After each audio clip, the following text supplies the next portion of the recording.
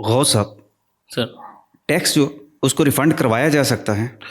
जी, law बिल्कुल इसको allow करता है। इनकम टैक्स ऑर्डिनेंस में भी इसकी गुंजाइश है और सेल टैक्स में भी इसकी गुंजाइश है कि अगर आपका एक्सेस टैक्स डिडक्शन हो गई है या पेमेंट हो गई है इनकम टैक्स ऑर्डिनेंस में अंडर सेक्शन 170 आप उसकी एप्लीकेशन फाइल कर सकते हैं और रिफंड क्लेम कर सकते हैं। लेकिन अनफॉर्चुनेटली गवर्नमेंट की पॉलिसीज इस वक्त है नहीं रिफंड देने की। आफ्टर मैनी ईयर्स बीच में एक चंक आता है कि वो अलाउ कर देती है गवर्नमेंट और उसके बाद रुक जाती है। अभी काफ़ी सालों से इसमें ऐसा हो नहीं रहा। माजी में कुछ केसेज आए, उसमें कुछ और मामला आ गए, कुछ IMF का प्रेशर है। अगर आप रिफंड एप्लीकेशन फाइल कर देते हैं किसी की तो उसके ऊपर वो गवर्नमेंट आपकी प्रोसीडिंग्स इनिशिएट कर देती है अंडर डिफरेंट सेक्शन 122(5) और लाइक ऑल दैट वो डाल के, क्योंकि बेसिक पॉलिसी ये है कि हमने इसका रिफंड इशू नहीं करना, गवर्नमेंट के पास पैसा नहीं है। ठीक है, लॉ के मुताबिक आप 3 महीने के अंदर या 4 माह के अंदर लाजिम है एक ऑफिसर के ऊपर कि अगर रिफंड एप्लीकेशन आई है तो उसको कंक्लूड करें, और अगर वो कंक्लूड नहीं करता तो उसको वो रिफंड अदा करना है।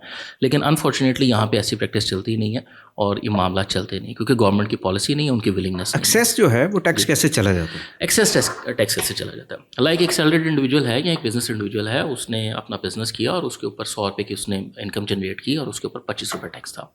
लेकिन इन द मीन वाइल उसके पास कोई अपना पिछला वाइट मनी था, कुछ कैश था, उसने एक प्रॉपर्टी परचेज कर ली और उसके ऊपर 50 रुपये या 25 रुपये और टैक्स उसका कट गया एडवांस टैक्स की मद में, या इलेक्ट्रिसिटी बिल्स के ऊपर, या मुख्तलिफ जो एडवांस टैक्स के सेक्शंस हैं उसके ऊपर वो टैक्स डिडक्शन हो गई। और अब वो जब ईयर एंड पे अपनी annual income tax return file करेगा तो उसका रिफंड जनरेट हो जाएगा। तो वो रिफंड जो जनरेट होगा वो उसको वापस करना गवर्नमेंट के लिए लाजिम है। वैसे आमतौर पर तो देखा जाए तो लोगों को रिफंड ही आता है, नहीं सर, रिफंड गवर्नमेंट की तरफ निकलता है। हाँ जी, वो बेसिकली कुछ लोग जान के क्रिएट कर लेते हैं, लेकिन आप उसका फ़ायदा नहीं, क्योंकि वो रिफ़ंड माजी में ही हुआ करता था आज से 2 साल पहले तक, कि आप उस रिफ़ंड को अगले साल की टैक्स लाइबिलिटी में भी एडजस्ट कर लेते थे। अब वो एडजस्टमेंट भी उन्होंने ख़त्म कर दी है। वो कहते हैं हर टैक्स ईयर की सिस्टम अब आपको अलाउ नहीं करता, हर टैक्स ईयर को अलग ट्रीट किया जाएगा। अगर उसमें रिफंड बनता है तो आप रिफंड अलग अप्लाई करेंगे, अगर लाइबिलिटी बनती है तो आपको पे करना है। अगर कोई टैक्स पेयर जो है वो ये समझता है कि उसने तो गवर्नमेंट को बहुत ज़्यादा टैक्स दे दिया और वो लेने पर तुल जाता है, तो फिर क्या करे? गवर्नमेंट उसके रिटर्न का ऑडिट कर सकती है और उसको नोटिस डाल के उसे बुला सकती है। उसके टैक्स की जो भी उसकी डिडक्शन है उसकी वेरिफिकेशन होगी, प्रॉपर उसके एक प्रोसीजर है। तो ऑफिसर के पास पूरा राइट है कि वो उसको बुला के उसको एग्जामिन करेगा और वो देख लेगा कहीं इसकी कबात है नहीं है। अच्छा, यहाँ ये बड़ी आपने दिलचस्प बात की। यहाँ पर एक और सवाल पैदा हो जाता है कि लोग ज़ीरो टैक्स रिटर्न भी जमा करवाते हैं। जी बिल्कुल, मोस्टली हम यहाँ पे जो करते हैं, ये खतरनाक काम है, ये बहुत ख़तरनाक काम है। मोस्टली हमारे पास क्लाइंट्स आते हैं या लाइक डीलर्स आते हैं, प्रॉपर्टी डीलर्स, प्रॉपर्टी परचेज़ करनी है, वो कहते हैं जी आप हमें फाइलर कर देना, जैसे मर्जी बस एक ज़ीरो के रिटर्न डाल के हमें फाइलर कर दें ताकि हम प्रॉपर्टी परचेज़ करें। तो हम उन्हें गाइड करने की कोशिश करते हैं कि यार आप ज़ीरो के रिटर्न फाइल करेंगे और नेक्स्ट फाइनेंशियल ईयर के अंदर आप 1 करोड़ 2 करोड़ या एक खास अमाउंट की आप एक प्रॉपर्टी बाई करेंगे और उसके ऊपर एडवांस टैक्स भी कटेगा। लाइक 236 के काट के चला गया गवर्नमेंट के पास, तो वो आपके ID कार्ड नंबर के अगेंस्ट वहाँ पे डिपॉजिट हो गया। तो अब आप बड़ा सॉफ्ट टारगेट होंगे, वो इजीली कहेगा कि ये बंदा ज़ीरो रिटर्न है और यहाँ पे ये 100 रुपये की प्रॉपर्टी बाय कर रहा है। वो आपको नोटिस सर्व करेगा, आपको बुला लेगा। उस अगर लोग चंद पैसे या रेट को बचाने के लिए नॉन प्रोफेशनल लोगों से या अनइंटेंशनली या बाज़ अगर इंटेंशनली भी ज़ीरो की रिटर्न फाइल कर देते हैं, बाद में नोटिस आता है वो फंस जाते हैं कि जी अब ये क्या हो गया। उस वक्त वो ये नहीं सोचते। तो अब जो नोटिस आता है उसमें तो ऑडिट का उनको बताते हैं कि आपका ऑडिट किया जाएगा।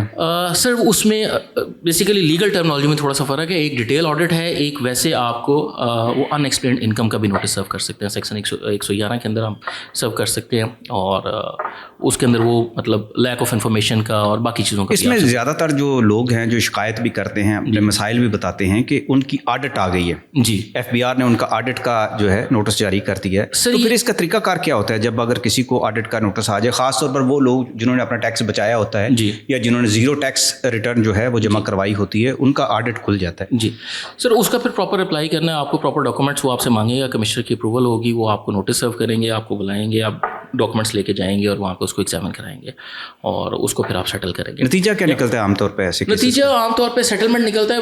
मोस्टली केसेस में हिट भी लग जाती है अगर बिल्कुल आपने कोई वर्किंग नहीं की हुई और आपने नॉन प्रोफेशनल लोगों से काम किया हुआ जिसने इस चीज़ को कैटर नहीं किया, ये नहीं सोचा, या आपको बेसिकली प्रोफेशनल टैक्स कंसल्टेंट की भी जिम्मेदारी है कि वो आपको इंटीमेट करे कि आप ज़ीरो की रिटर्न करवाने लगे और उसके बाद आप प्रॉपर्टी बाय करें, तो इसमें से कोई गुंजाइश नहीं निकलेगी। इवन दो बाज़ अगर लोगों के पास वाइट मनी भी होती है, लेकिन वो इग्नोरेंस के अंदर कहते हैं आप करते हैं एक दफ़ा। जो बात रही आपकी कि उसमें ऑडिट होगा, या ये एक आम फहम ज़ुबान में कोई भी नोटिस है उसको ऑडिट का नोटिस ही कहा जाता है। लीगल टर्म के अंदर ऑडिट एक डिफरेंट चीज़ है, लेकिन अनएक्सप्लेन्ड इनकम को उसके बारे में क्वेश्चन करना है या स्पेसिफिक प्रॉपर्टी के बारे में क्वेश्चन करना है, ये एक अलग लीगल सेक्शन इसको डील करता है। तो इसमें फ़र्क है और उसमें आपको अल्टीमेटली पेश होना है डिपार्टमेंट के आगे और उसको प्रेजेंट करना है और उसको बताना है कि हमारे फंड्स कहाँ से है, सोर्स ऑफ इनकम क्या था। अच्छा, यहाँ पर ये भी तो होता है ना, जिन लोगों ने इनकम टैक्स रिटर्न जमा करवाई होती है उनको भी नोटिस आ रहे होते हैं? सर नोटिस किसी को भी आ सकता है और वो अगर कब तक आ सकता है ये भी एक सवाल उसमें ऐड कर लेते हैं। 6 साल तक, current financial year plus last 5 years, वहाँ तक आपको डिपार्टमेंट नोटिस सर्व करके आपसे पूछ सकता है कि आप हमें बताइए इस पर्टिकुलर ट्रांजैक्शन के बारे में या डिटेल ऑडिट के हवाले से, वो आपसे पूछ सकता है।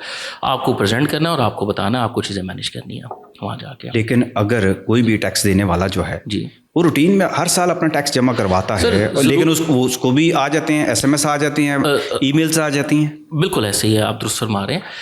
उसमें देखें गवर्नमेंट का राइट है, उसकी अथॉरिटी है अलर्ट करना भी, आपसे पूछना भी। आपकी जिम्मेदारी ये है कि आप प्रोफेशनल लोगों से काम करवाएं और आप खुद भी एग्जामिन करें अपने आप को। यहाँ पे सेल्फ अकाउंटेबिलिटी भी ज़रूरी है कि अगर मेरा एक टर्नओवर अच्छा टर्नओवर है लोगों का, लेकिन वो आके बड़ी नॉमिनल सी रिटर्न्स फाइल कर रहे हैं, आपकी बैंकिंग ट्रांजैक्शन एग्जिस्ट करती हैं, आपकी मतलब लाइक 10 बैंक अकाउंट्स चल रहे हैं, उसमें करोड़ों की ट्रांजैक्शन हुई है और आप 1 करोड़ रुपये की रिटर्न अगर फिल कर देंगे टर्नओवर की, तो डिपार्टमेंट पूछेगा आप कहाँ खड़े हैं। ठीक है, तो आपके पास कोई वो है नहीं। तो इन चीज़ों को मैनेज करना भी ज़रूरी है और उसको प्रॉपरली उसकी कॉरस्पॉन्डेंस करना भी ज़रूरी है। तो इसके लिए बेसिकली आपको एक अच्छे कंसल्टेंट के पास जाना चाहिए, रादर देन कि आप 2 पैसे बचा कर उसके पास जाए। यहाँ पे एक चीज़ मैं और ऐड कर दूँ कि tax saving basically is a lawful act. Tax avian जो है वो अनलॉफुल है। टैक्स सेविंग मीन लाइक हम उसको किसी एग्जाम्पल से वाज़ह कर लेते हैं कि एक प्रॉपर्टी है वो 4 भाइयों के नाम पे है, हम किसी एक के नाम पे एग्रीमेंट कर लेते हैं और वहाँ पे 5 लाख रुपए 4 लाख रुपए किराया आने लग पड़ता है। अब 4 लाख रुपए का अगर ईयर एंड पे निकालेंगे तो उसका स्लैब एक हायर स्लैब होगा। सेविंग क्या हो सकती है कि हम इंडिविजुअल का अब वो प्रॉपर्टी 4 लोगों के नाम पे, वो फैसिलिटी है हमारे पास, तो हम उन चारों को एग्रीमेंट बना लें और चारों के लिए 10 चेक्स आ जाएं। तो ये एक हमने टैक्स सेविंग कर ली, यानी लॉ में रहते हुए जो फैसिलिटीज़, जो एग्जम्पशंस, जो रिडक्शंस। कौन से चेक आप कहते हैं कि जो रेंटल इनकम की प्रॉपर्टी के मैं अर्ज कर रहा हूँ कि बेसिकली टैक्स सेविंग लॉफुल है। लोगों को इसमें भी तो बड़ी तकलीफ होती है ना कि कौन है जो बंदा जो किराएदार है वो 4 लोगों के नाम चेक काटेगा। नहीं, एग्रीमेंट बन सकता है, बेसिकली अनअवेयरनेस है, लोगों को पता नहीं है इतना, और मार्केट में प्रोफेशनल लोग माजरत के साथ कम है, एक्सपर्ट बहुत सारे लोग इन हो गए इसमें जो कि नॉन प्रोफेशनल है और मतलब वो बेसिकली इसको क्लैरिकल जॉब समझते हैं, जैसे कोई भी बंदा रिटर्न फिल कर सकता है और बहुत से लोग खुद भी इसको फिल करने की कोशिश करते हैं और करते भी हैं और बाद में फंस जाते हैं। तो इसमें बेहतर ओपिनियन ये है कि आप किसी ऐसे मतलब टैक्स प्रोफेशनल के पास जाएं जिसका एक्सपीरियंस हो, जो इन चीज़ों को समझता हो और वो आपको प्रॉपर्ली गाइड कर सके। तो ये उसमें है। चलिए, बहुत बहुत शुक्रिया जनाब।